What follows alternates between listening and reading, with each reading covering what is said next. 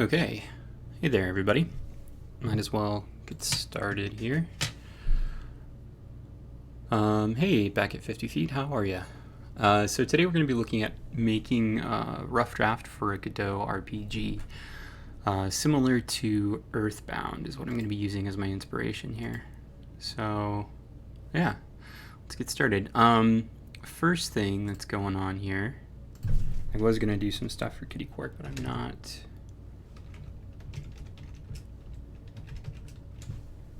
I'm going to be using an asset pack that I bought, but when I actually do the full RPG, I'll be using Kenny assets, but I really like this asset pack, and I thought the artist was pretty cool, and I liked how the sprites looked quite a bit like Earthbound, so I'm going to be using this, but you can totally also use Kenny assets. Kenny has specifically an urban pack that's really good.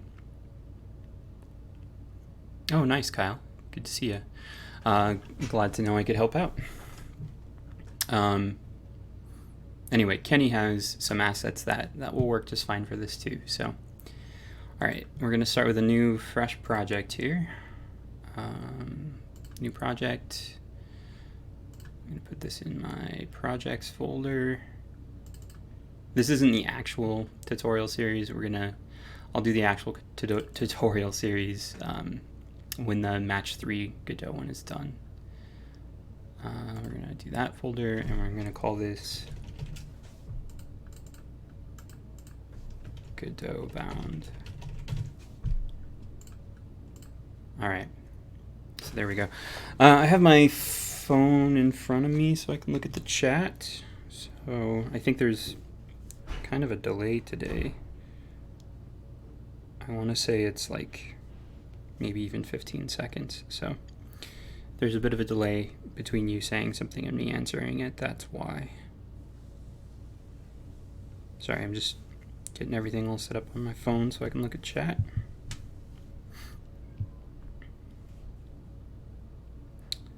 Okay, there we go.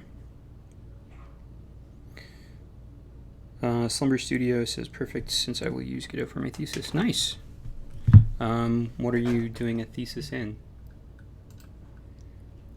Alright, so I'm going to start by making my folder structure here. Let's make a new folder. I'm going to call this art. Another new folder, I'm going to call this src.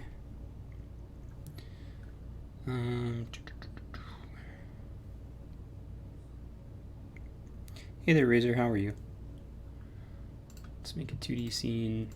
I'm going to call this player, and let's make it a kinematic body 2D.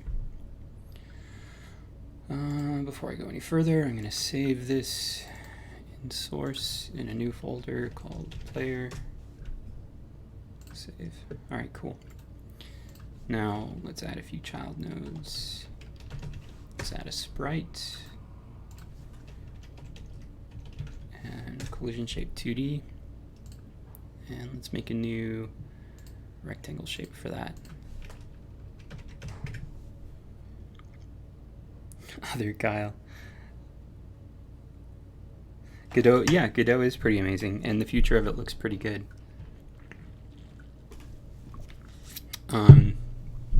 Okay, so let's bring in the art now. So like I had said, I'm using an asset pack that is not free for it, created by Johan Venet, who you can find on Twitter. I follow him on Twitter, and I saw this asset pack. I thought it looked like a nice mixture between Link's Awakening and Earthbound. However, there's a Kenny asset pack that would work just fine for this. If you go to kenny.nl, we've got assets, and then he's got like a recent one he made, RPG Urban, which would work just fine, and this is free. This also has very much an Earthbound vibe to it. So if you don't want to use the paid asset pack, you can use this one. And let me actually drop links to both of these in the video description. So Kenny pack, and then let's do the other one too.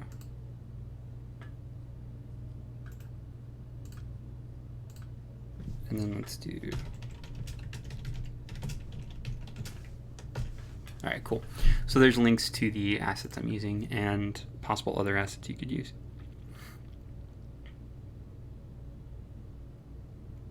Oh, okay. Player analysis behavior, rebuilding an existing project to Godot. Nice.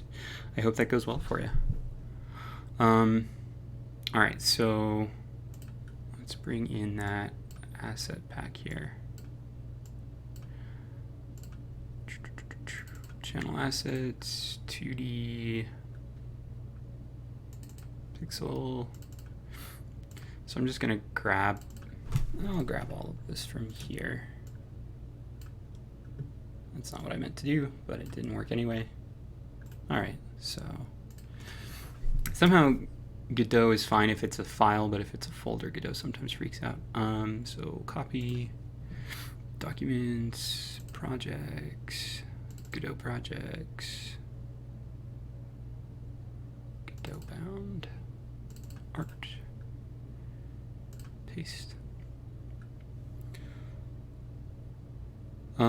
Eventually, Dilip, sorry if I mispronounced your name. Eventually, yeah. Today I'm just gonna kind of be working on movement and player systems. So we'll do movement, and then we'll make like a health system, maybe some health UI, a magic system, maybe some magic UI, stuff like that. And if we get that far, I'll be pretty pleased.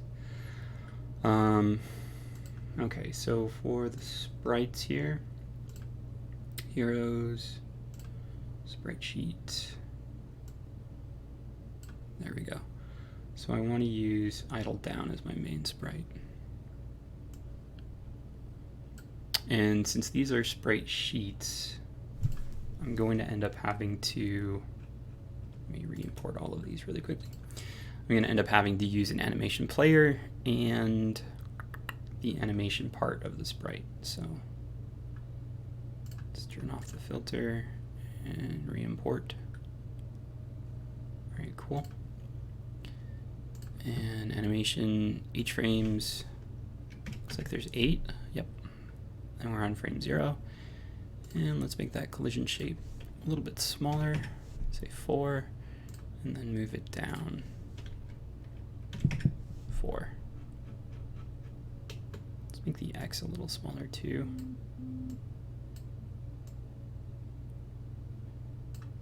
And then let's put this at 5.25. 0. Let's do 2.75. Yeah, that looks good. And we'll just do 4 there. Any good website to buy assets? Razor Gaming, itch.io is great. There's a few others out there that aren't too bad. But yeah, itch.io I really like. Health, magic, stamina, sure. I want this to be like Earthbound, so I want to kind of go with their cues, and I don't think there's a stamina system. There's just the attack. But I mean, you could do like a Pokemon system where each attack has only a certain number of uses, like your I don't know, PK Fire or whatever it's called in Earthbound might have like 5 uses, so that'd be a nice little change on it. Okay, so let's get this little duder moving here. So we'll go to project settings, input map, and let's add some input stuff. So let's do left, right, up, down. And I want to use this with a gamepad. So I'm going to add for keys for up. Oh, nope. This is left. So left. I'm also going to do A. And I'm also going to add a joystick axis. We'll do, yeah, left stick left. And then let's do right. So let's do key. Let's do right. Key. Let's do D for the people who like WASD. I don't understand why you would like that.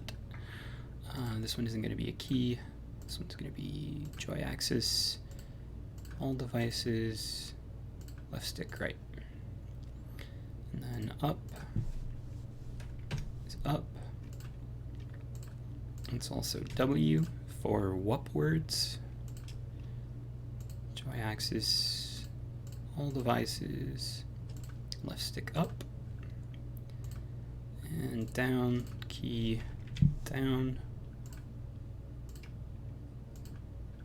S for see me go down, and joy axis, all devices, left stick down. All right, cool. So there we go, left, right, up, down. We probably want an interact button too. And let's make that space for now. And let's make that a joy button. Yeah, let's do all devices, and we want it to be A. Yeah, that sounds good. Okay, player, let's make a new player script. Doesn't inherit from anything. Well, actually, let's not do that. Save and close. Let's make this so that it's a bit more flexible, since we're going to have NPCs that need to move. So my player scene here, let's actually get rid of that script really quickly, and let's delete it. Let's make a general like character movement.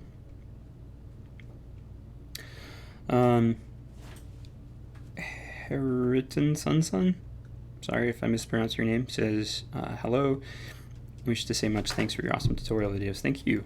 Glad to hear I could help. Okay, so let's save this scene really quickly. And let's make a new scene, 2D, we'll call this character. Yeah, we'll give this a kinematic body.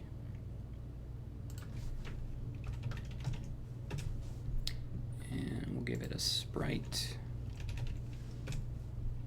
And we'll give it a collision shape. So this is going to be like a, that doesn't need to be there. This is going to be like a generic for anything that moves, players, enemies, NPCs. We'll make this 4, 4. And let's move it down 4. Cool. Now I want to change, let's save this in its own folder. I said this was a rough draft, didn't I? Hey there, Kelly, how are you? Alright, cool. So now I want to change the player into a, can I change it into an instanced scene, or do I have to rebuild it? Let's add a character, and then let's make that the root. Ah, can't become the root. All right, well then, let's delete that node, and let's just make a new inherited scene from character. There we go. All right, and so this is going to be the player, and now I'm going to delete the old player scene. So player scene, delete. And this is going to be saved as the player scene now. All right. Hopefully that's the worst hiccup we're going to have today. Is Godot relatively new? No, I think it's been around for about 10 years. It crossed my knowledge last like April or May or something like that. And then last summer I learned how to use it and kind of fell in love with it. It's pretty awesome. Okay, so we've got our player. Let's reset our sprite here. Heroes, sprite sheets. We want idle down. And animation, H frames, 8. All right, cool. Now for our player here, rather than making a script on the player, I'm going to make a script on the character, and then I'm going to make the player's script inherit that so that we can have behavior that goes between a lot of different things. So we're going to make a new script for character, And this is going to have, let's see, what does every character need to have?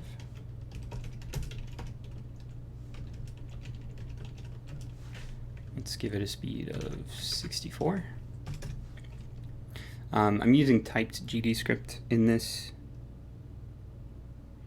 Oh, nice to see you here then.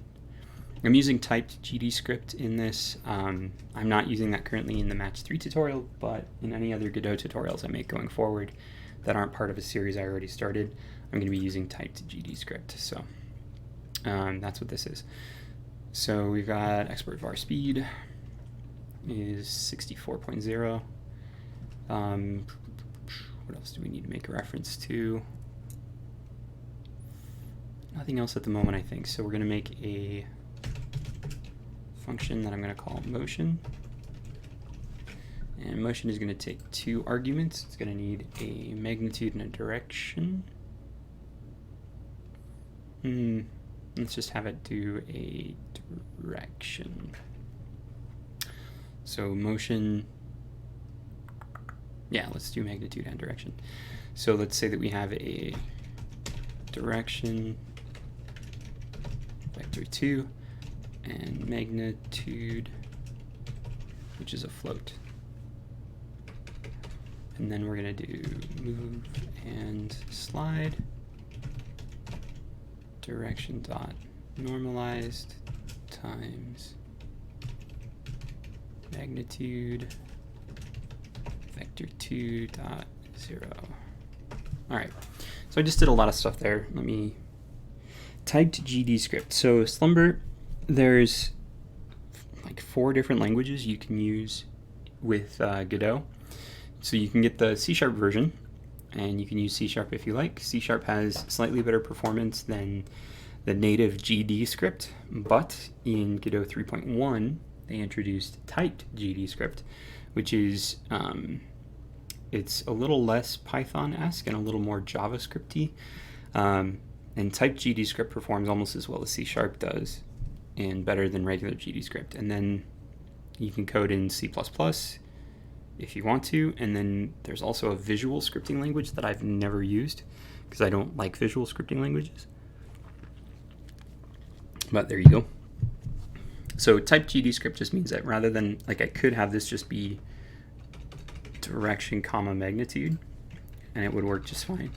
But since it needs to then, in the function itself, decide what type of variable direction is, it needs to decide what shape the container for direction needs to be. That slows the system down a little bit. Whereas if you start by telling it what shape the container is, it's faster to actually put stuff into that container.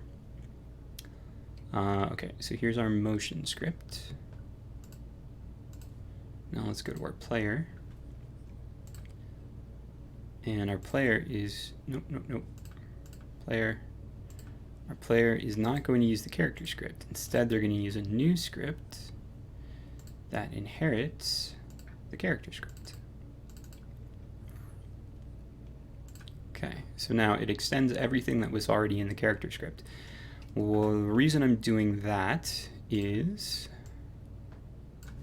let's get rid of this really quickly.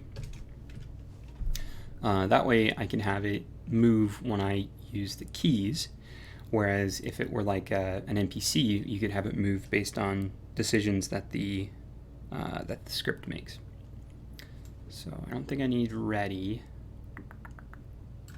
I am going to use process though, and I don't need it telling me what process does. So for process, we're going to use,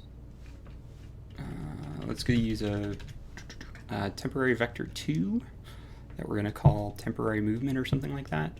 So we'll say var temp movement is equal to vector2.0, and this is that typing. It's telling it that temp movement needs to be a vector2 container, and then the equals means, so like if I just did this, it's just making the container, but I have to tell it what it is since I'm typing it.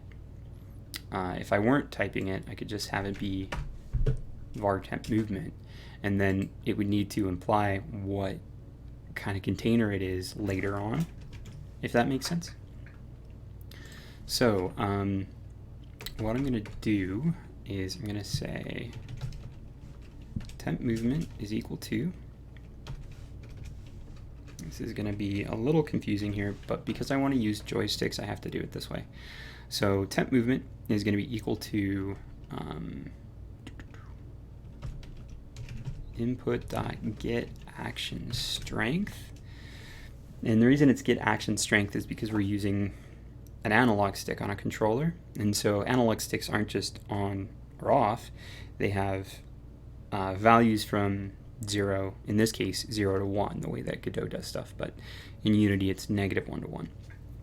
So I want to do right minus input.get action strength left. So that's going to be the x value of the movement, and then the y value of the movement is going to be input.get action strength down minus get action strength up. And what did I forget somewhere?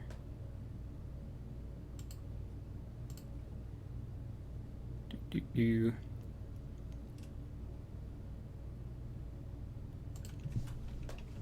if I didn't have to do this last time I did it, but let's try that. See if that, nope, doesn't satisfy it. So is it that I indented these 2 lines? Here, let's just put it all on one giant line here and see if that makes Godot happy. Are you happy now, Godot?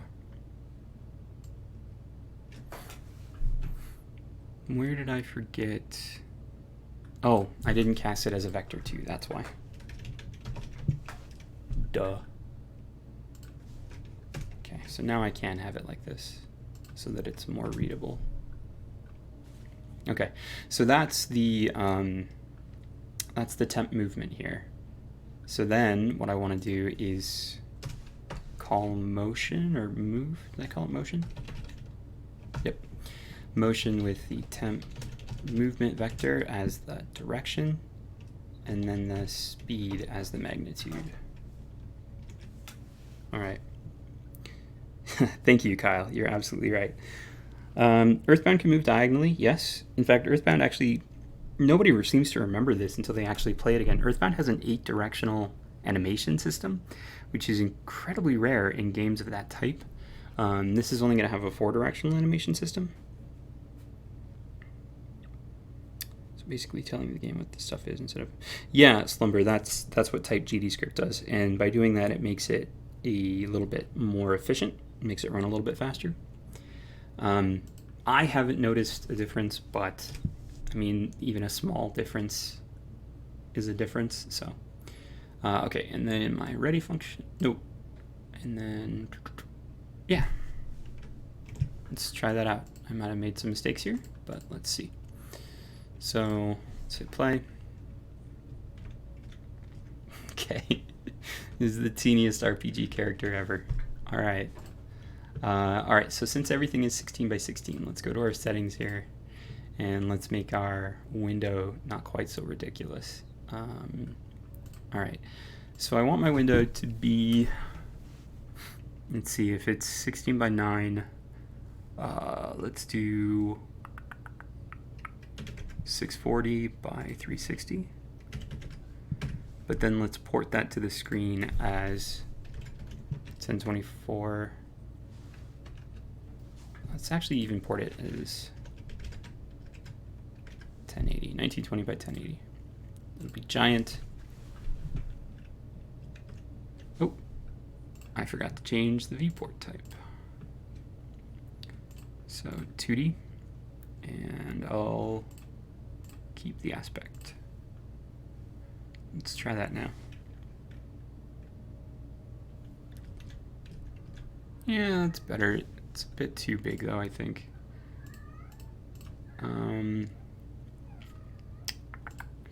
let's go. So I could do 480 by 270. Yeah, that would still be 16 by 9.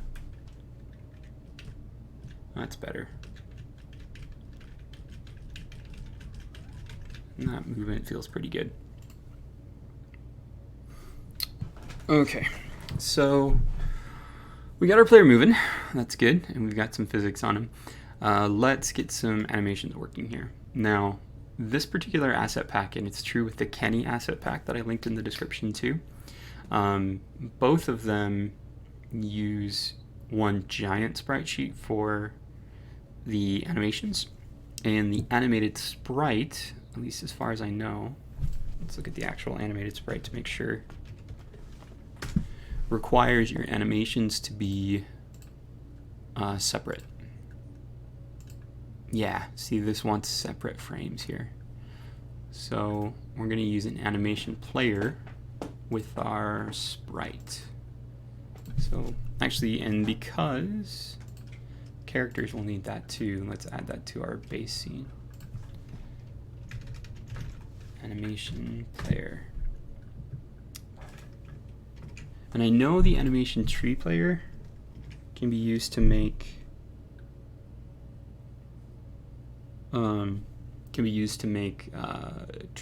blend trees, but I don't know. I'm not as experienced with that. Yeah, anthropomorph. We'll cut it up, and I'll show you how to do it. It's not that hard. What was the scroll container setting? Hello, Alexi. The scroll container setting I forgot to change. Let's look at this in its own scene. So 2D scene.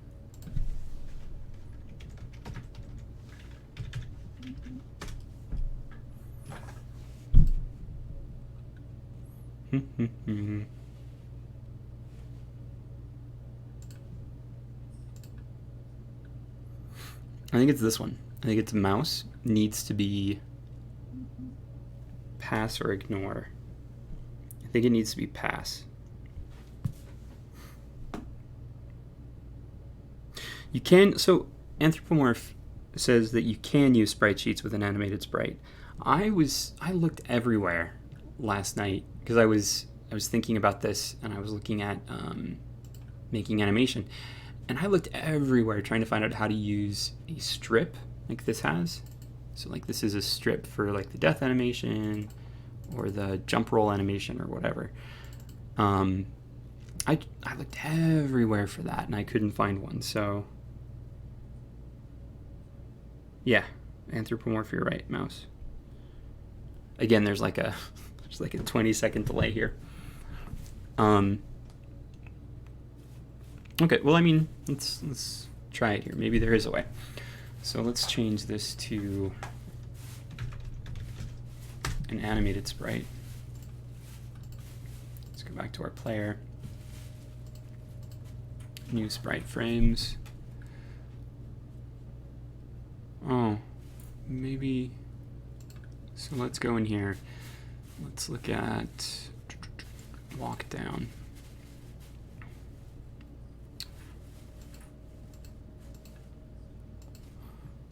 Okay, so that's centered.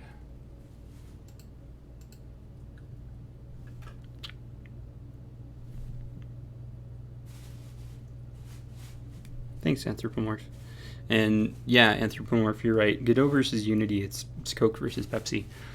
There's more material out there for Unity, but Godot has a lot of built-in features that I think make it much easier for first-time users. And not even just first-time users, there's enough here for, like, this is a professional development engine. It has some weird quirks that Unity doesn't have, but Unity also has some weird quirks that this doesn't. Unity very much feels like a cobbled together engine. Like they keep adding stuff to it to fix problems that they had before, rather than rebuilding the base of the engine. Whereas Godot, they rebuild the base every time.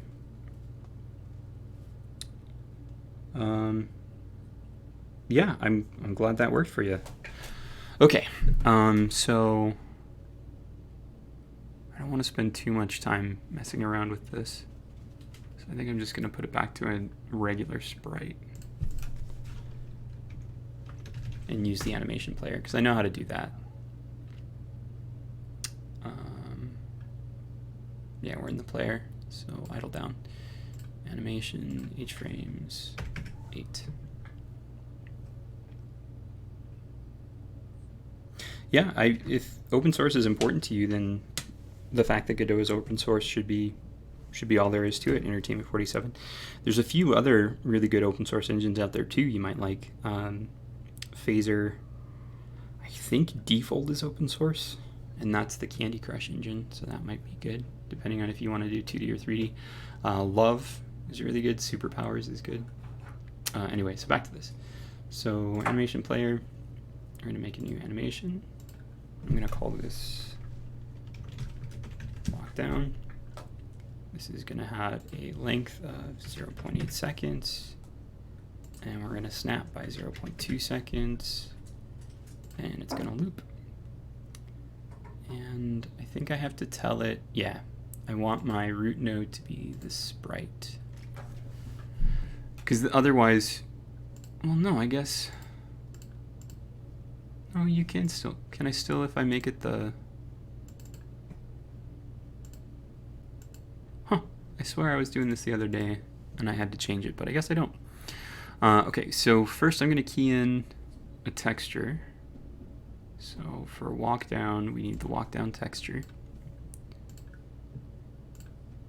And I need to key in which frame we're in. And I need to key in whether or not we're flipping horizontal, because this doesn't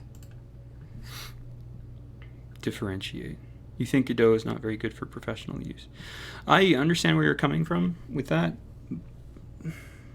but I mean, yeah, I don't know. I guess it's up for debate, and your opinion is absolutely as good as mine. Okay, so there's that. And now I'm going to snap to 0.2 seconds. We'll change this to frame 1, frame 2, frame 3. And then, hey there, what you doing?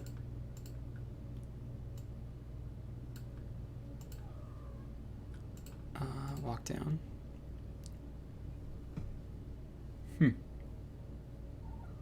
Why? That's weird. This was working just the other day. What did I forget to do?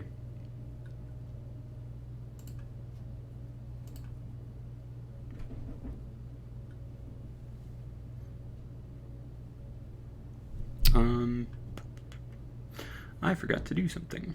So let's just remove this animation. Sprite. So we'll make a new one. Walk down.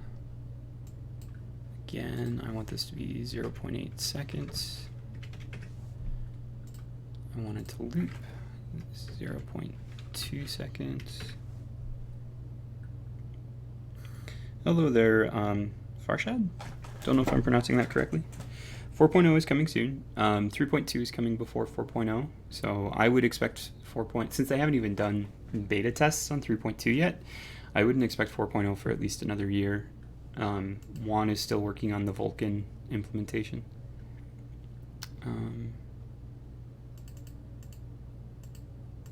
Okay, so there we go. We're good. So we want to create a track for the texture. I don't want it flipped. We want to create a track for the frame. And then we want to step to 0.2.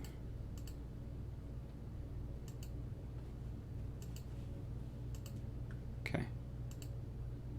There we go. That's better. All right. So I don't know what I did last time wrong, but there's my walk down animation. So that's good. Let's make another one. Call this one walk up. And 0.8 seconds. Snap by 0.2. Looping. and walk up. So we'll key in this as a property. We'll key in the flip horizontal, and we'll put it at frame 0 to start. Snap by 1. Cool. And there we go. There's walk up. Now let's do, is it walk right? Yeah, walk right is the one that they actually have, and then walk left will have to do the horizontal flip. So walk right, 0.8 seconds, snap by 0.2 seconds, looping, key in the texture, key in the flip horizontal, key in frame 0, go to 0.2 seconds, key in 1,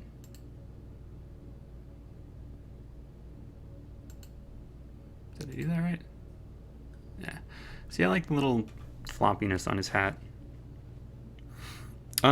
Thanks, Juan. Juan says I should stream more. He likes it so much. I'm gonna try to stream more before school starts, but then when school starts, streaming's not gonna happen very often. Thanks for this, Mr.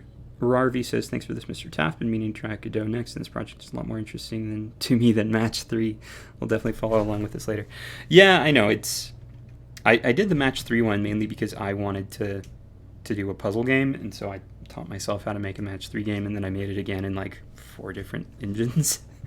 So, I don't know, there's so many things to it that it's lasted so long. I just wanted to do something else today. Okay, cool. So, now let's do walk left. Alright, so we'll key in the walk right frame, but then we'll flip it horizontally and key that in. And we'll go to frame 0, key that, and then jump to 0.2. There we go. And make sure that this is looping. 0.8 seconds. Oh no. Dang it. Alright, so let's delete these keys here because I forgot to change the snap settings. So let's go. Come on now. Come on now. What are you doing? Alright, well I guess I'm just gonna have to delete it and start again, because I don't know how to fix that. That's not Godot's fault, that's my fault. Alright, so walk left. We'll key in the walk right sprite. Key in the flip horizontal. Key in frame 0. Make sure the snap is at 0.2. 0.8. There we go. Cool. And there's walking left. Cool. So we've got our up, down, left, right.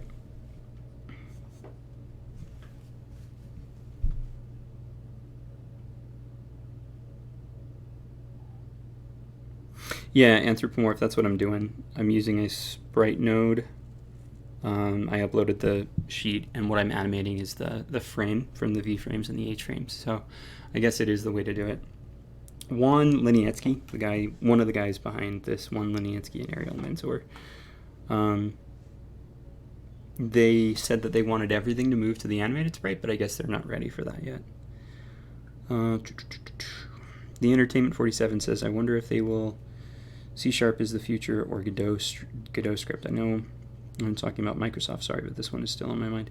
So C# is open source now, though. When Microsoft bought Mono, they made everything open, which is a very un-Microsoft move, but that's why Godot got C#, is because it's open now.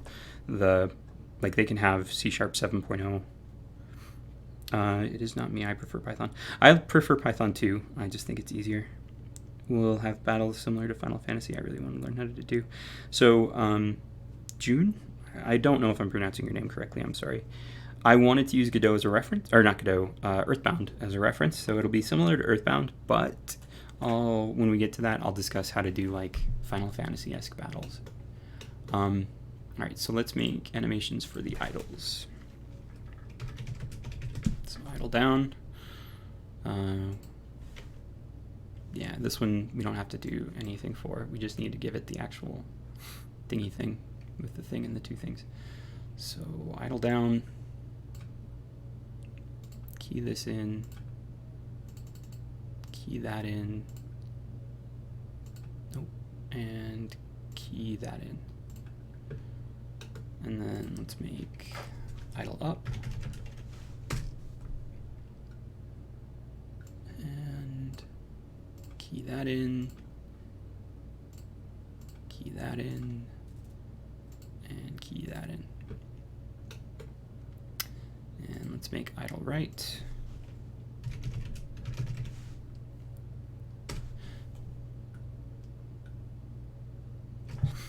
The Entertainment 47, they did buy it, but they bought it and made it open, which is very, in my opinion, it's very un-Microsoft. I remember being in high school, I wrote a whole paper on the antitrust laws in Microsoft, and it's not something I would have expected them to do. Just like them playing well with Nintendo isn't something I expected. New idle left.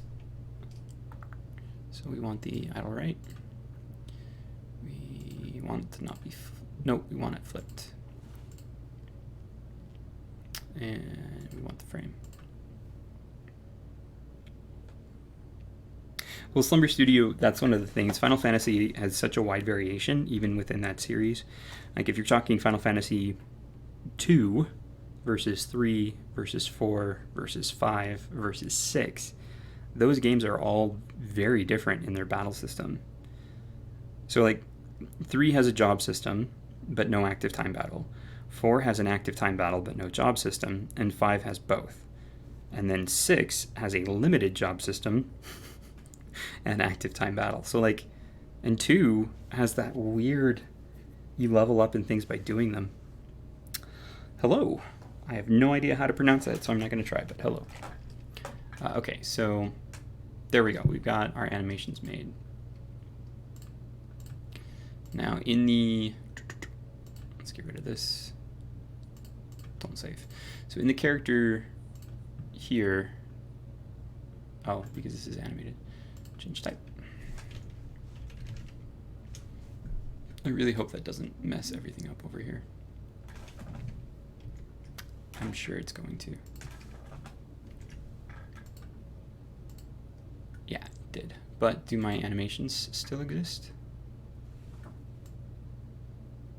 Good Lord.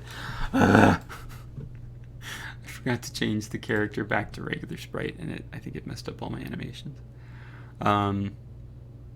Okay, so offset, no flip H.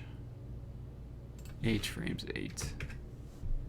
Okay, if I go to the animation player now, if I choose one of the walking animations, is it going to work? Oh, thank goodness. What if I do walk left, walk right, walk up, idle left, idle right? All right, cool. Let's make sure the idle ones loop too. I think I forgot to do that. Cool. Oleg, I'm not using an animated sprite because the asset pack I'm using has the sprites and sprite sheets. And as far as I can tell, and I might be wrong about this, sprite sheets don't work with an animated sprite. Okay, so now let's make a change animation function here. And this is going to need to know the name of the animation, so we'll say anim name is a string. And then we're also going to need to know what the animation player is. So anim player, animation player. So we want to say if not anim player dot current animation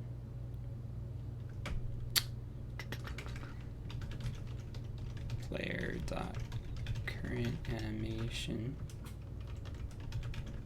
anim name and anim player dot current animation equals anim name. I'm doing this so that it doesn't interrupt its own animation. So if the anim player isn't currently playing the animation that we're telling it to, then we're going to set it. Yeah, Slumber, I'm happy I didn't undo my work there too by forgetting to change it to a regular sprite instead of an animated sprite, but that's good. So we're checking to see if the anim player is already playing the current animation. If it's not, then we're going to have it play that animation.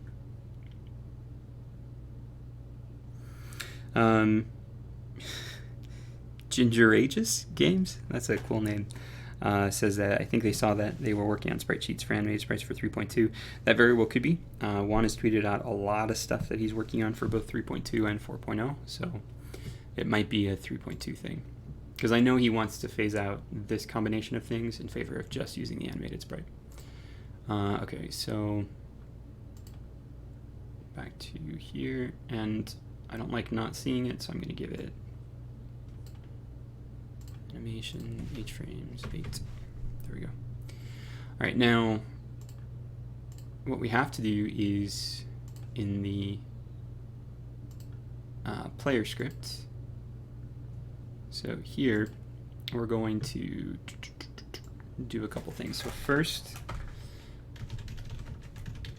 change animation, and I want to change it to idle down.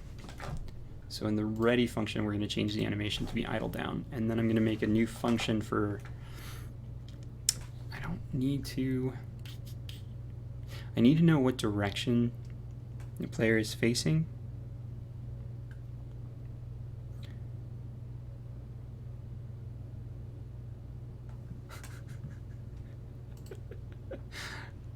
Okay. There. And then let's put this down there. And then this should be, nope, not there, there. Okay. And then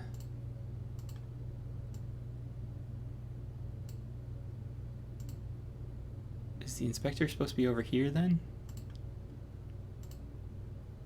Is that where the inspector is supposed to be? Or is it the other way? Is the inspector supposed to be there, and then this is supposed to be there?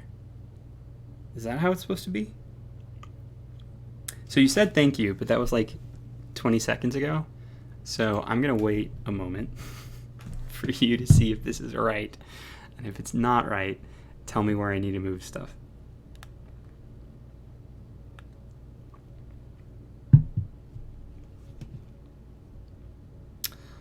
Okay, bottom right.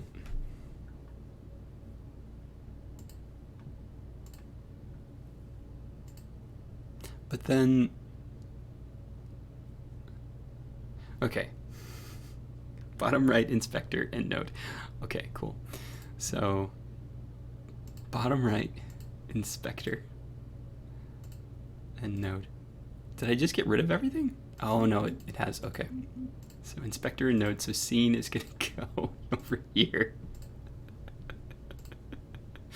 Inspector and node, and import I'm gonna put back over here. Okay.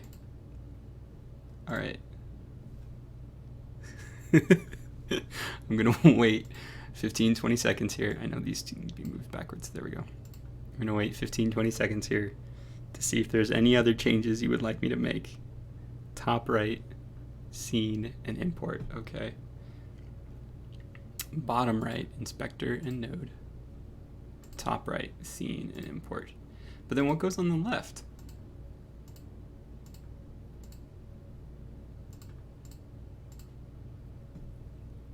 Are you sure inspector is supposed to be on the bottom right? Left is file system. Just the file system? All right. I mean, you would think that I had made, 60 some tutorials with the same layout and not remember it. Okay. Sorry, everybody else who's in here who's not super involved in this. I find it funny, but I'm sure not everybody does. Okay. So right now, man, this is weird for me.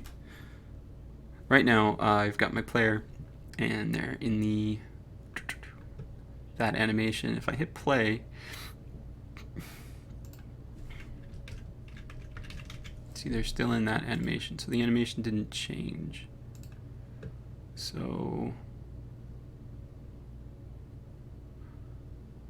oh, did I not add that? No, I added change animation down. And then change animation if anim dot.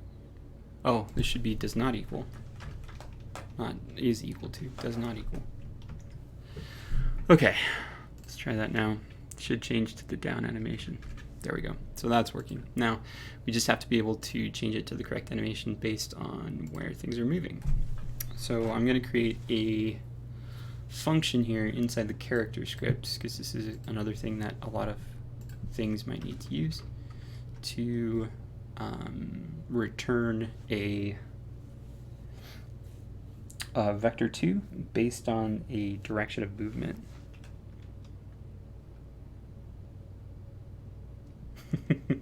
Thank you, Anthropomorph. Okay.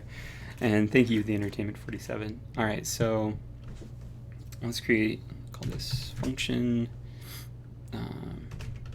rounded vector, and then this is going to take in a direction, which is a vector 2, and it's going to return a vector 2. So what this is going to do is it's going to take in that direction. So first thing we're going to do is create a variable that I'm going to call direction angle is equal to a tan 2 direction.y direction.x,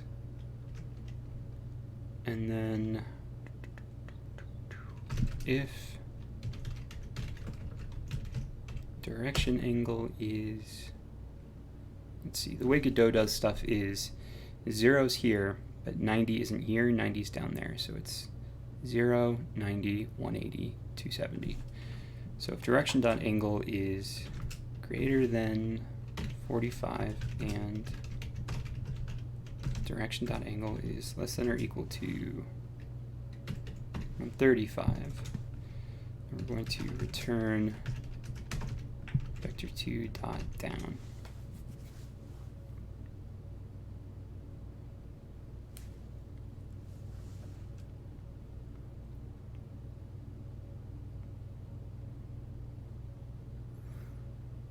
Okay, Slumber Studio, I use the inspector too often. Why only give it half the space? Apparently I had changed that in my personal using of stuff and didn't realize I changed it. So yeah, there we go. And that is just me filling empty air. I don't like having empty air. I somehow make that sound too. Okay, well, I guess that's an effect. All right, so down, and then if direction angle is greater than 135 and direction angle, oh, sorry, direction underscore angle, not dot angle, is less than or equal to 225, vector 2 dot left. Now I'm second guessing my directions. Angle is greater than 225, and there, I did it again. And direction angle is less than or equal to 315. Vector 2 dot up, and if direction angle is greater than 315 or less than or equal to 45, vector 2 dot right. And then this is going to squawk at me because not all code paths return a value. So I'm just going to add return vector 2 dot down. Oh yeah, you're right. A10 does return rads. So I have to do down needs to be all caps.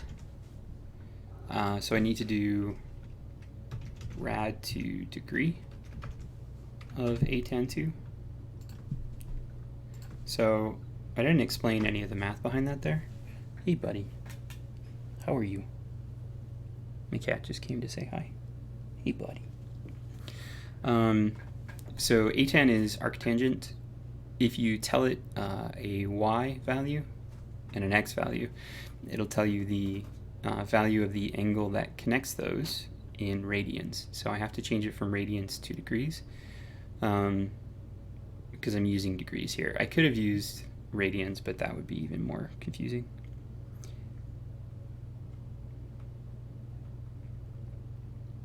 Okay, so let's save that. And all right, so we're going to be using this to determine in which direction the player is going, so that we know which of the animations to use. Yeah, Slumber, this is going to be a series. Right now I'm just doing a rough draft. You're lost already. I know, dude. I'm going a little fast on this. I'm going a little fast on this, but I'm going to turn this into an actual series.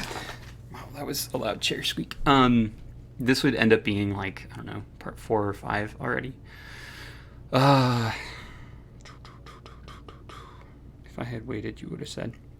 Yeah, rad to degrees. I don't know how far you went in high school math, but like you start learning later on that there's no reason for us to use degrees. Like it's a nonsense system of measurement. Like why is there 360 of them? It makes no sense.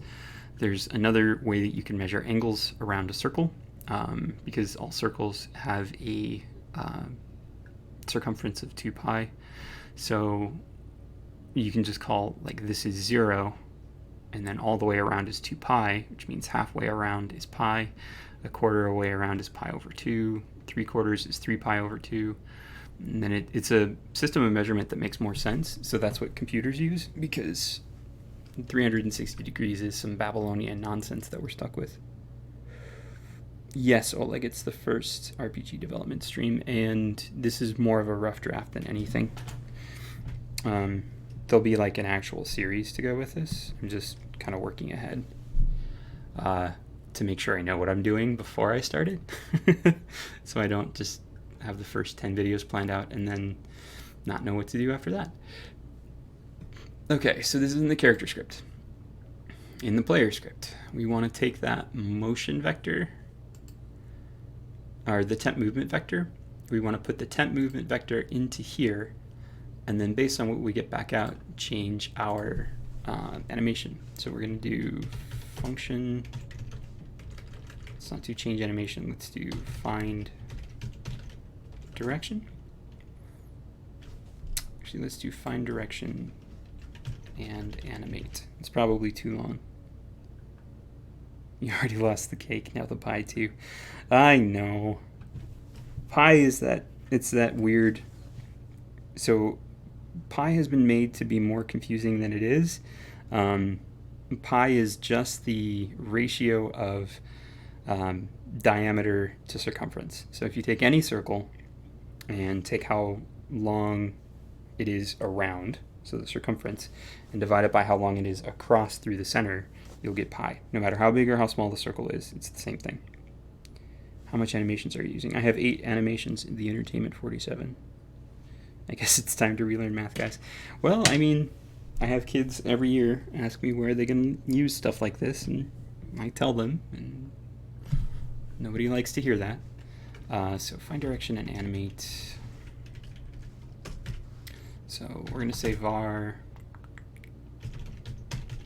direction vector equals, what did I call that? Rounded vector.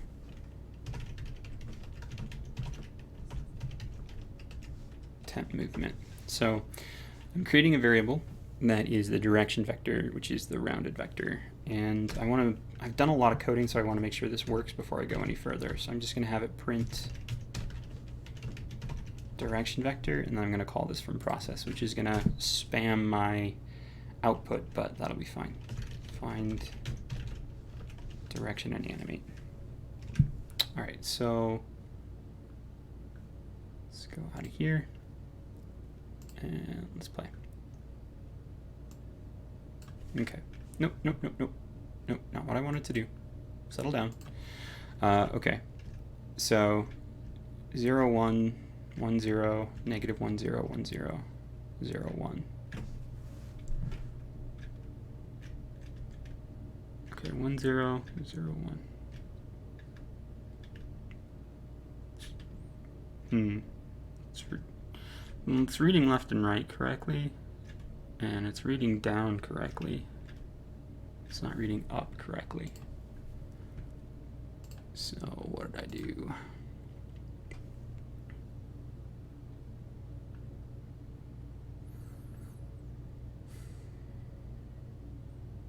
Is it because I bet I know what they do? They're using negative degrees, I bet. I bet Godot is coded so that it is specifically not going to return a degree greater than 180. So that means I have to change these. So this needs to be greater than negative 45, less than or equal to 45, greater than 45, less than or equal to 135. Yep, that's fine. Greater than 35 or less than or equal to negative 135. And then this should be negative 45 and less than or equal to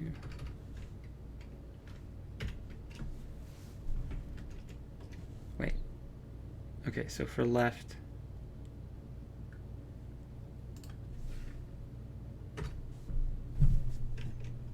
let's try that.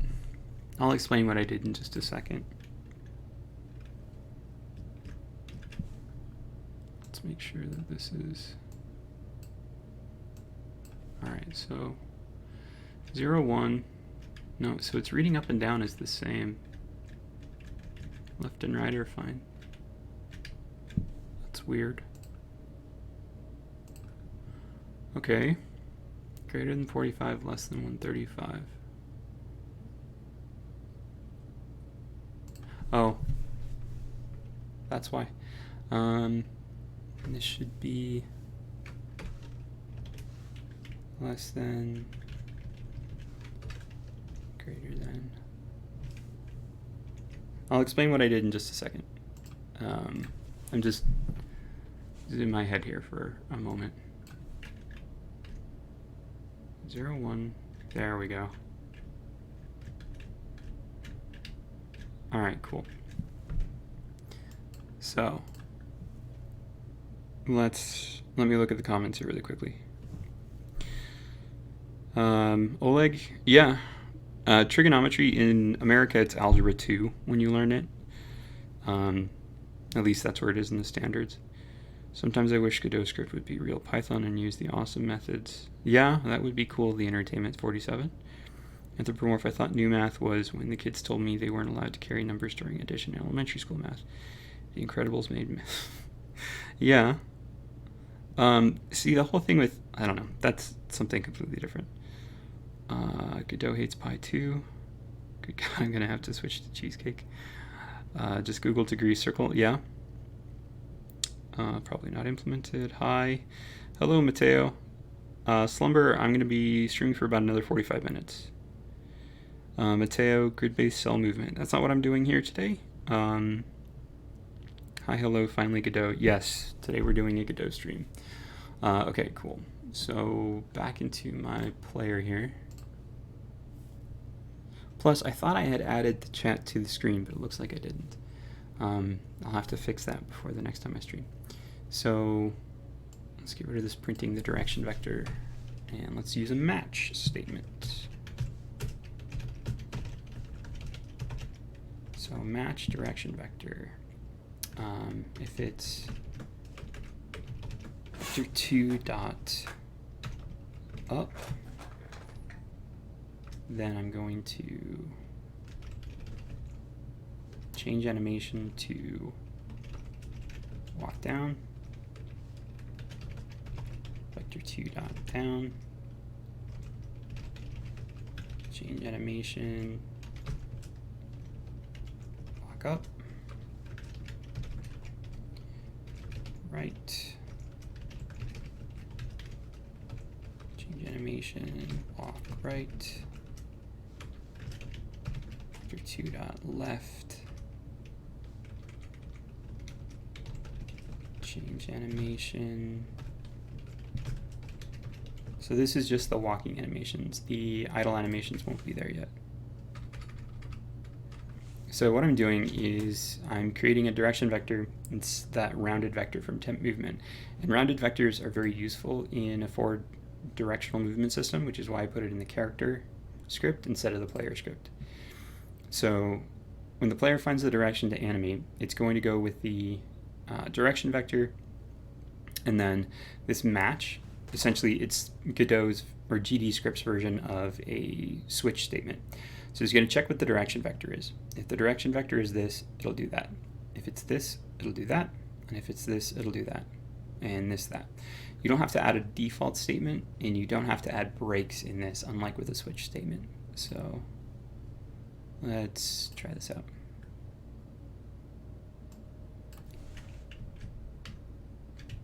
Okay, so my up and down are reversed, but my left and right are good.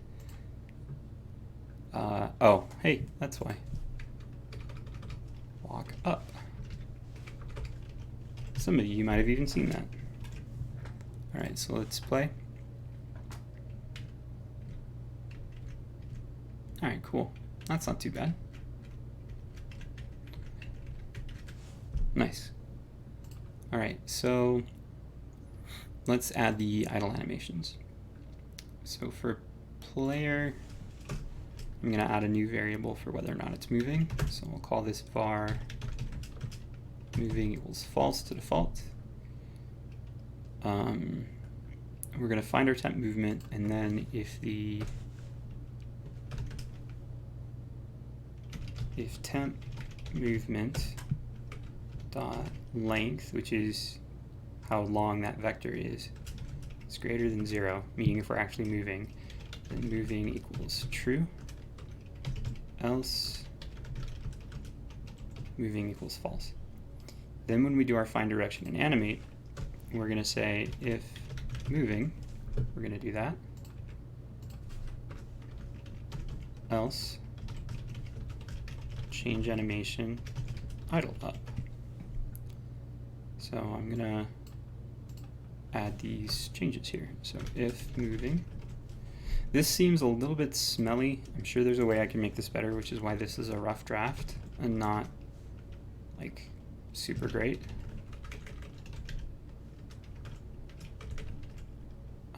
Idle down. I'm sure some of you would be able to do this much more cleanly than I'm doing it now. And if you could, or have ideas on how to do it more cleanly, feel free to let me know. Change animation idle right. And then if moving,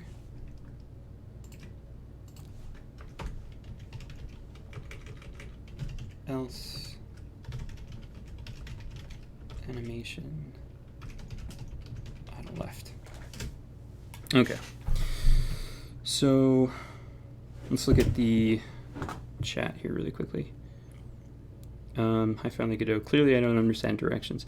Anthropomorph, what do you mean by that? McCarthus, I've always used a variable for direction and had the input set it. Is there an advantage to doing it this way? So, I don't know. I'd have to think about that. I could just round the values instead of using that rounded one. This is a rough draft, McCarthus, so your way of doing it is probably better. I'll have to look at that.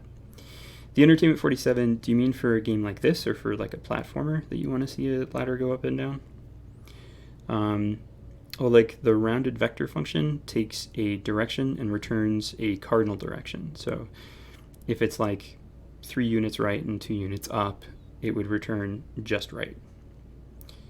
You need to set terrain tags. If terrain type, yeah, no, you're good there. Anthropomorph, you've got it pretty much right. You would use the area 2D node too to make sure that you're in an area where that has that terrain. Holy cow, Slumber, it's late where you are. Move if moving up and match. I don't know if I see correctly, but when you walk up, left, or down right, you get a weird shift of the character. So, Mateo, I'll look at that in just a second. Hi there, Lolo.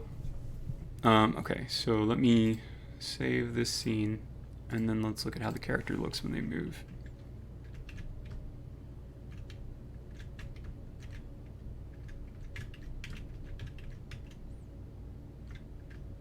Okay, and now I need to fix that. For some reason, they're always idling to the right, which is weird. I think that might be because my rounded vector, no?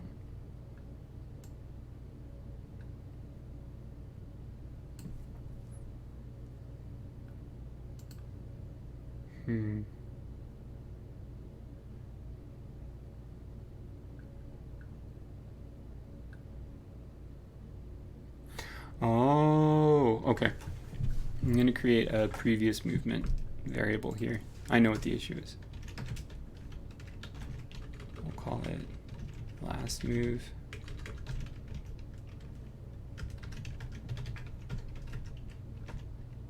Vector 2.0. And then if temp movement is greater than that, then we're going to do last move equals temp movement.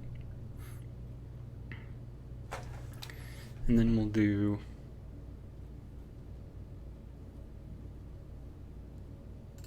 so this will be if moving. Man, this is a little smelly here, guys.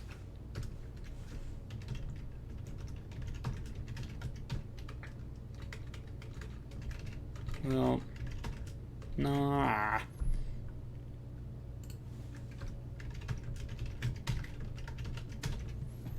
This is super smelly. This needs like another pass, at least.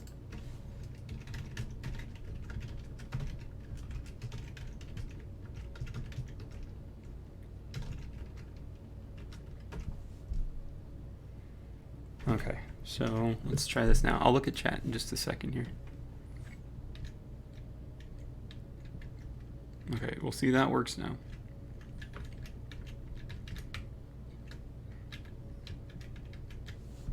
Let me take a second. I want to try it with a gamepad.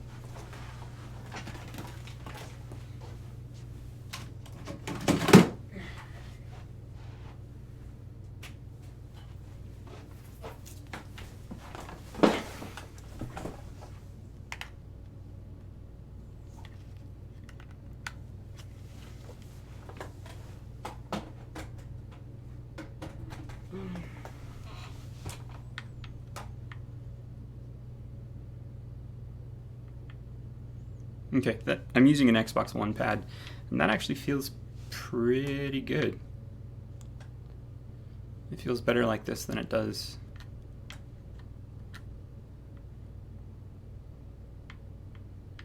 Uh-oh. See that little dot? His idle is flipped. Okay, so let's look at the chat before I do this really quickly. Move if moving up and match to else of that if. Okay, so Dennis Endrev says I should do, so in here,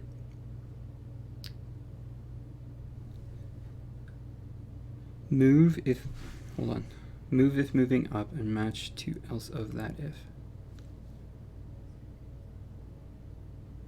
Okay, so Mateo says it's up, left, or down, right. I get a weird shift, so let's try that.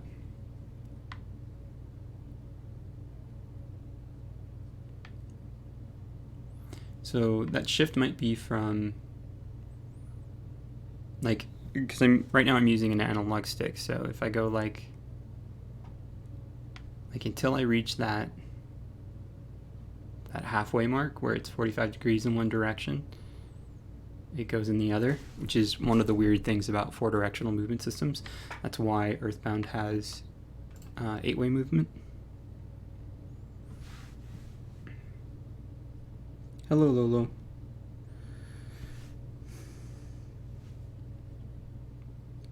Change animation, walk right. Oh! Hey! That would be way more smart, Dennis Andreev. Look at you.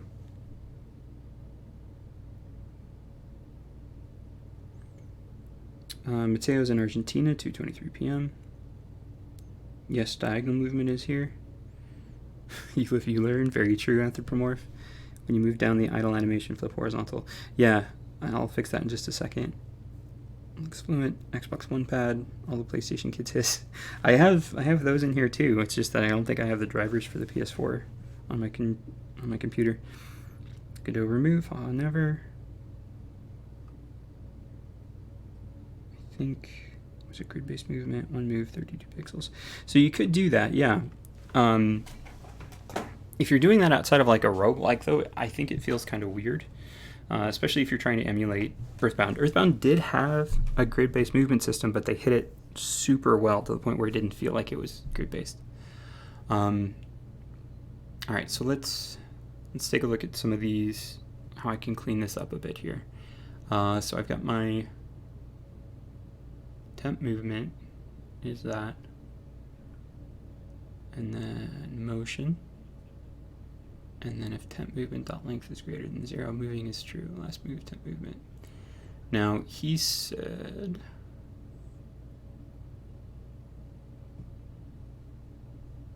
wait, what did Dennis say?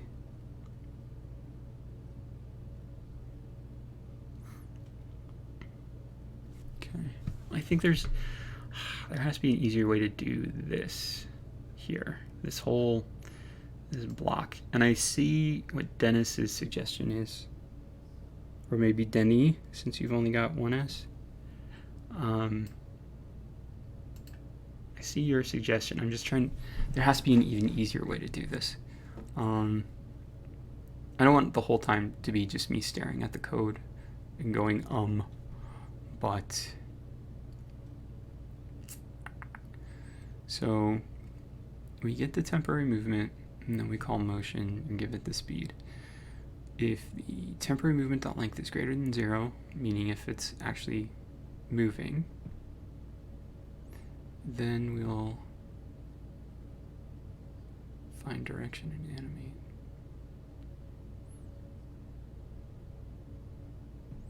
Let's do this. Let's pass in an argument here. And so we'll call this like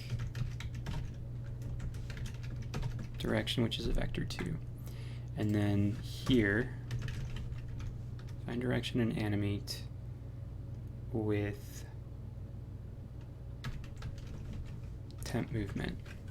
And if we're not moving, find direction and animate with last move. And then we can get rid of this. And then that way we can just say that this is going to be the direction here. And then that way we can get rid of all of this.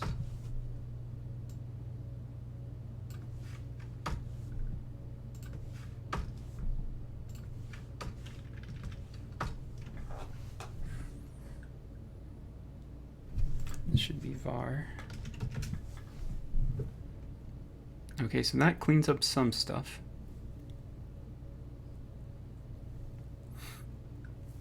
Now,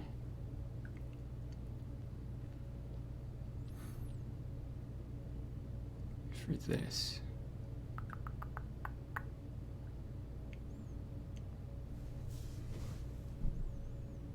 right, looking at chat here really quickly.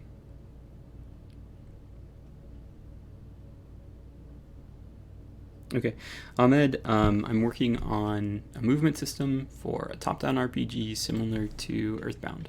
So here's what we've got so far.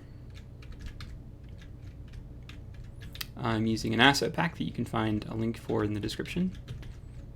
And I've got a little weird issue with the little white dot on the kid's hat. You can see it switches when I go to idle. I'll fix that in a moment. I think it was a grid-based movement, one move, 32 pixels. Mateo, yes, but they allowed for you to be in more than one grid space at a time, just like Final Fantasy VI. Making Pac-Man. Tetris. Pokemon Red is Earthbound-esque RPG. Right now it's just getting the player to work.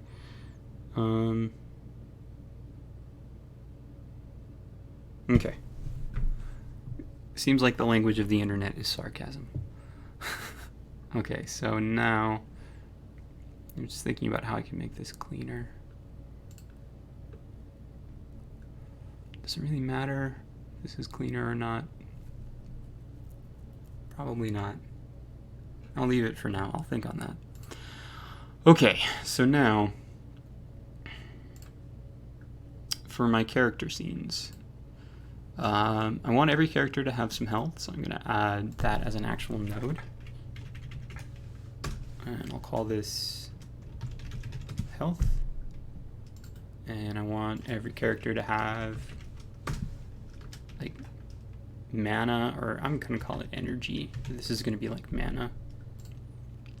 So let's make a script for this. This is going to go in character. Alright, so this needs to know a current health and a max health. So we'll do export var max health. I'm going to default it to 10.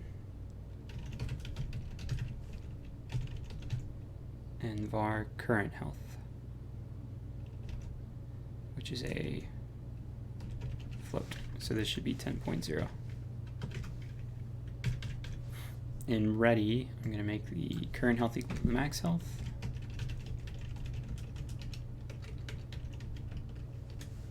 Oh, not max, max health. Okay. And then let's make some functions for this. So let's make a function take damage. Let's make a function to do total damage. Let's make a function to heal. And let's make a function to total heal. Alright, so let's make this bigger so Rudy can see. So take damage is going to need to know an amount of damage. So damage amount, type float, current health minus equals damage amount if current health is less than 0, current health is equal to 0, print dead. Total damage doesn't need an argument, it just says current health equals 0.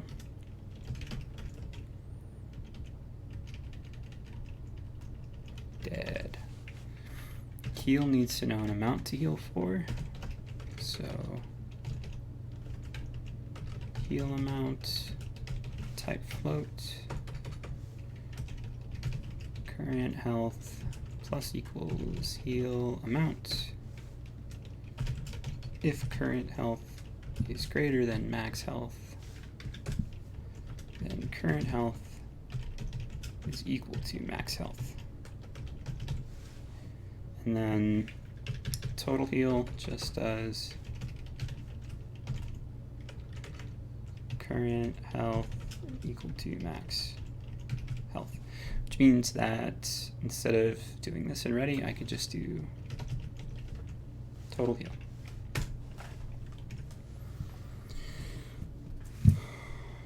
Okay, so back here, looking at comments again. Texture progress for the win. All right, good. Yes, we'll be doing a texture progress. Will be Zelda style. No, closer to Earthbound. Floats, I hate them. Why do floats make less sense than pi? All a float is just a decimal. You can do this by signals, not just functions. Yes, and we're going to be using signals to call those functions. But I want this to be as reusable as possible, so I'm just making a generic health system here. And signals are coming. You're right, June Lee. So June Lee is saying I'm using many unnecessary functions. So what I think June Lee is arguing is that I could just have a function change health and then have this be like change amount, which is a float, and then that change amount could be negative instead of positive if you want to take damage. And so then you could do current health plus equals change amount. So like you could do this, and then this could replace all 4 of these functions I made. I don't know. I just kind of, it's not efficient, but I like using these 4 functions because it makes sense to me. But June Lee is absolutely right. I could make this more efficient this way, and then I could just check to see if current health greater than max health, then current health equals max health. If current health less than 0, current health equal to 0. So what June is saying is I could take this whole thing and just use that one function.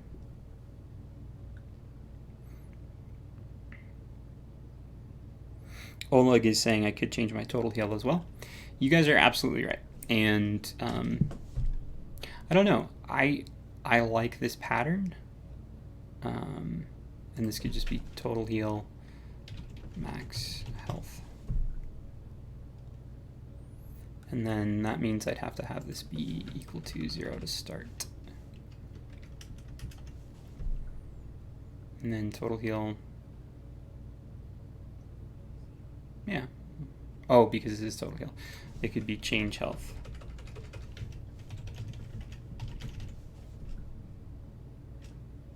And then there we go. Okay, so yes, you're absolutely right. So June is right. I am using unnecessary functions, and I could boil this down to one single function where I'm using positive amounts if it's a heal, negative amounts if it's a damage. Oleg is right. I could have done the total heal equal to heal max health. Mateo says, use all the functions you want. The code is more clearly and understandably this way, but it's not so efficient. So I would argue, and you guys can completely disagree with me, and if you disagree with me, you're right and I'm wrong. I would argue that it's better for what my channel is for, which is I try to make my content for people who are at the very least new to programming, if not completely new.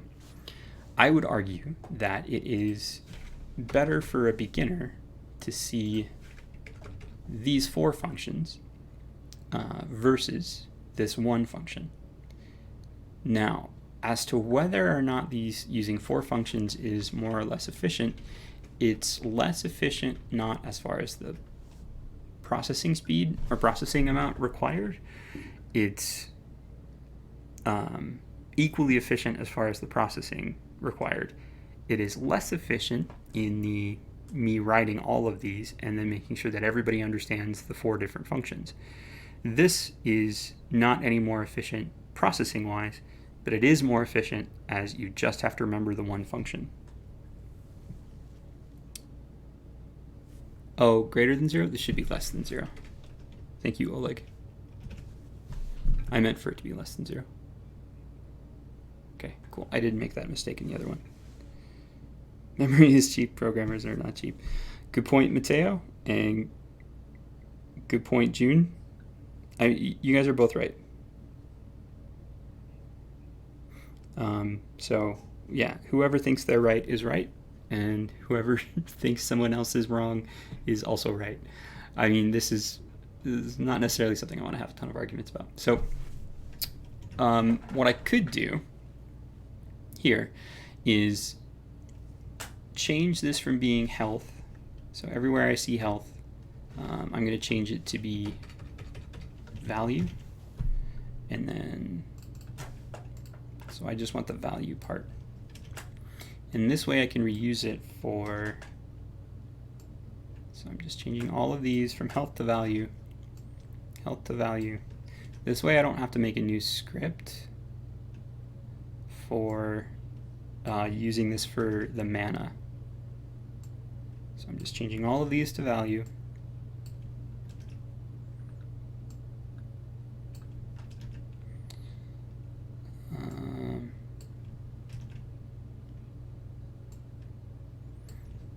And I'll show you why in just a second if you haven't caught on yet. Let me make sure I get all the value, or all the health changed to value. No. And then for people who want things to be the most efficient, you could do the same thing with this here. And it even makes more sense doing it this way with the more efficient one, but I'll explain why better in just a moment here. So we've got that, and that. So the reason I'm making these changes, max value, yeah. Oh, change health needs to be change value. Okay, cool. So the reason I'm making these changes here is now when I go to my energy, I don't have to make a separate script for the energy because it's going to be essentially the exact same functions. I can instead just have it be the script that I was using for the other one. Where did the health script? Oh, it's in character, that's where. So for energy, I can just have this be a script that I'm loading from character. And so now I have the same script for both of these, and it makes things much more simple. Okay, so back here, holy cow, there's an argument going on. Okay, programmers are not cheap. The only difference I would make is put current health equals max. Yeah, Mateo, you could do that. Anthropomorph Coke versus Pepsi, yeah. Min health is just 0. Water, okay. But if you are a programmer, use all the functions you need. Clearly and understandable code is the most important, I think, more than performance. If you need performance, improve after you make it. The more functions, the better, okay.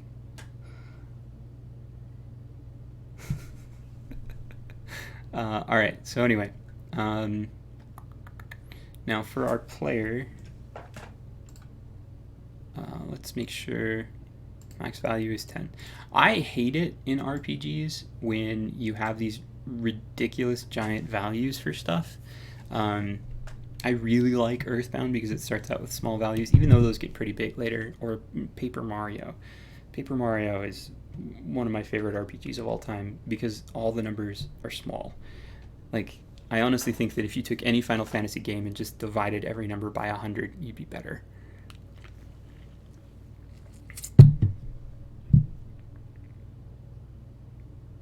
Okay, so anyway, we got health and energy. Now let's make some player UI. So we've got an empty scene here. We're going to use a user interface. Let's make this a canvas layer. Isn't that what it's called? Just canvas modulate. I thought it was called canvas layer. So this is going to be our player UI, except that should be in camel case. There we go. All right, so our player UI here. Let's save this in the player. Save. And then we're going to implement this as... Oh, that's why, because my... Okay, I see why. Now, the player UI, let's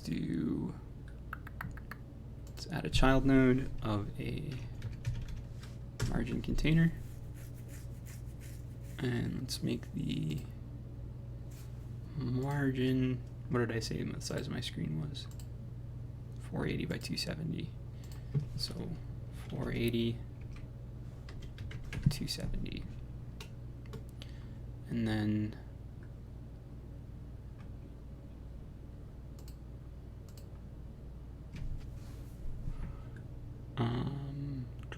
let's go.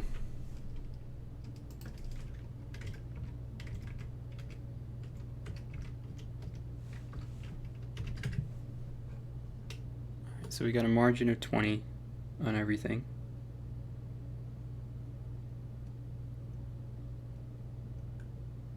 Okay, so I want my player UI to be up here somewhere. So as a child of the margin container, I'm going to add a hbox container. No, not hbox, vbox. Now I know Earthbound doesn't have this, but I think people would want to see it anyway. And as a child of this, I'm going to do a texture progress, and I'll duplicate that. And the first one I'm going to have be the health bar, and then this is going to be the energy or mana bar. So the vbox container, I'm going to have this go, say that its right is 220. That's still too big. Let's go 110. Yeah, that's better. And its bottom. Nah, it's too much. Okay. No, oh, okay, so back to chat here really quickly. Mateo, I do listen to music while I work, and I forgot to turn on I have a royalty-free music app that I use generally when I'm doing streaming. I have in the past used like my own actual programming playlist when I've worked on here, but since it's got copyrighted music, it turns it so that my my videos are silent. So that's why there's no music today, and why I've been making the weird noises to make up for stuff. Alright, so for my health bar here, fill node left to right, textures, progress. I don't have a texture already made. Do I have time? I think I have time. So let's make a texture really quickly. So by making it be on a canvas layer, Mateo, it moves with the player. If it's not on a canvas layer, it won't move with the player. Jazz or slow rock? Yeah, I mean, usually I do. Let me turn on, I mean, I'm going to stop streaming in about 15 minutes here, but I'll turn on Pretzel so you guys can hear something at least.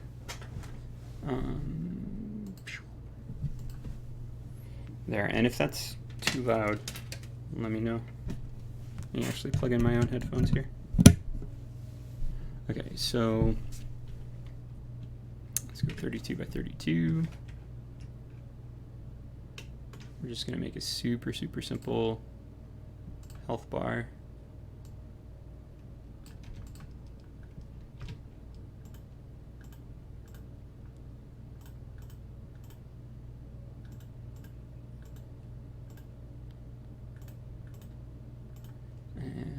Go with a,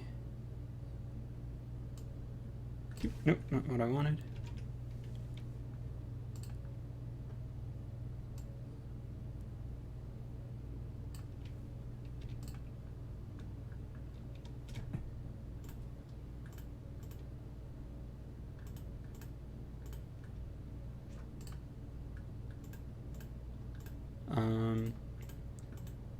I'll be done with this in just a second.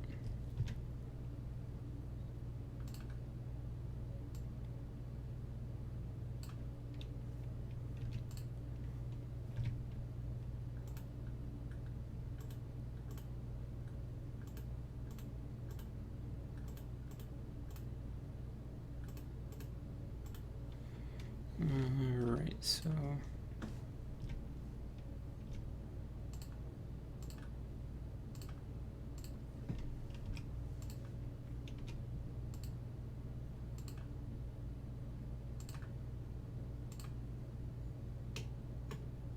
yeah, that'll probably be okay.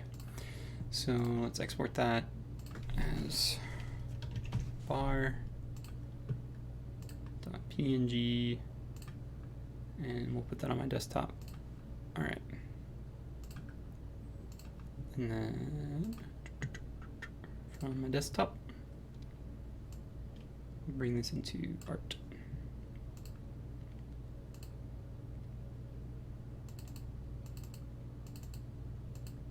Did it not go where it was supposed to? There we go. All right, so now for my health bar.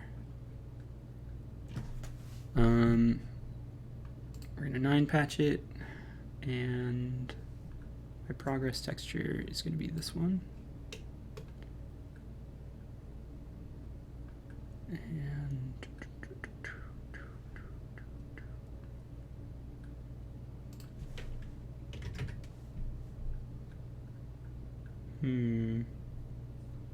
oh, it's because I'm using, do I have to give it a min size? We'll go 110 by 20.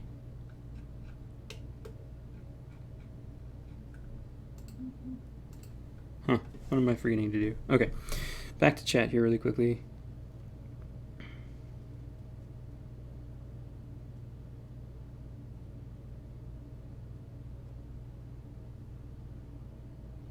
So the canvas layer 0 or 1 is saying which canvas layer you want to render on top of which other one. Draw till death, that's currently the plan. Yes. Can you guys not hear the music? Let me see. Oh, it's because I have my desktop audio. There. Okay. Is that better?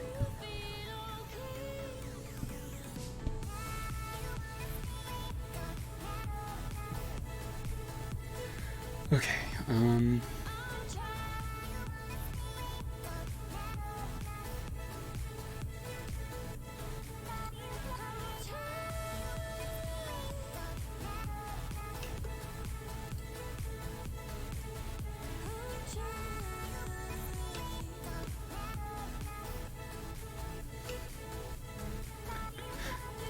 okay, obviously that's not how I want it. Alright, so my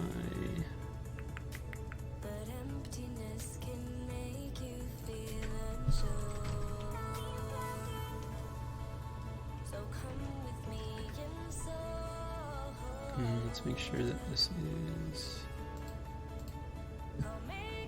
I thought 9 patching it would make it work like I wanted it to, but it looks like it's not.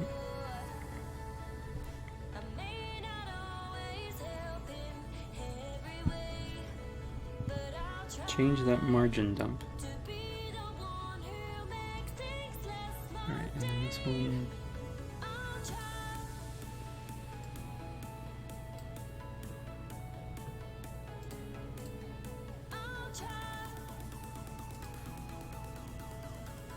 Yeah, I want the alignment to begin. Oh, that's right, I have to.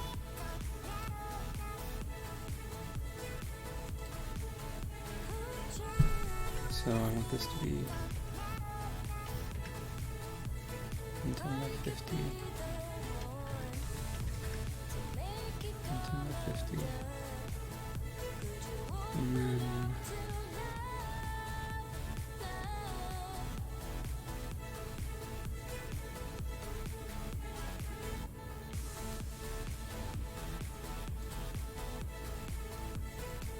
Hold on now, I just told you I wanted you to be 110 by 50. Alright, margin container.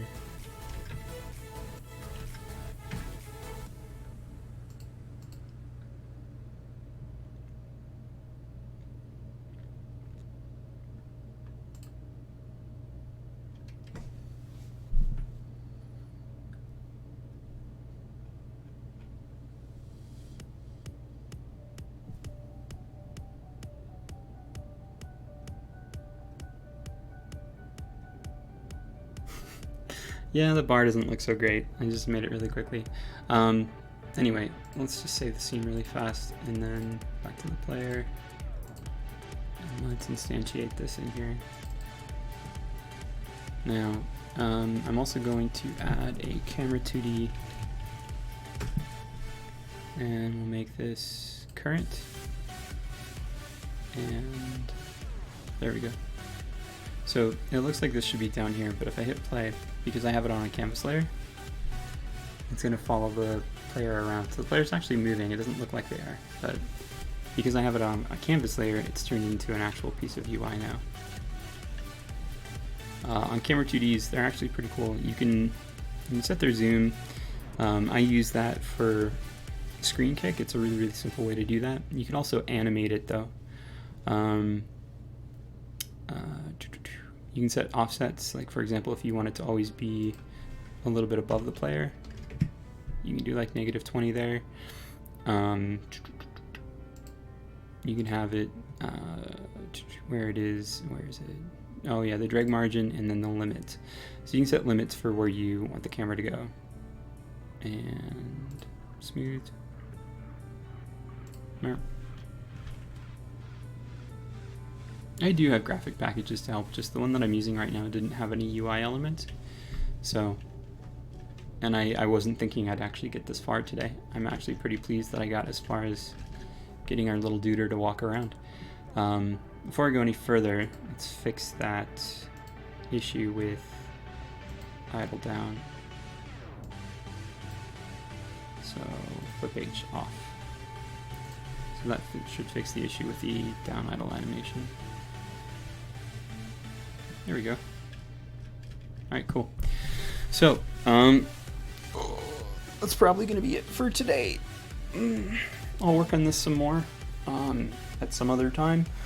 Tomorrow I'm going to be looking at some, Unity put out some RPG tutorial packages that I'll be looking at tomorrow. And then I don't know what I'm going to be doing on Friday. I might be streaming, I might not. So, I hope everybody had themselves a great day.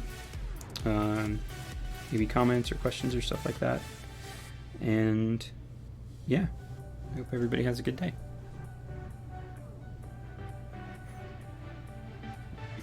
Oh, Leg, you're right. It is a very strange bar. I will fix that in the next section of this.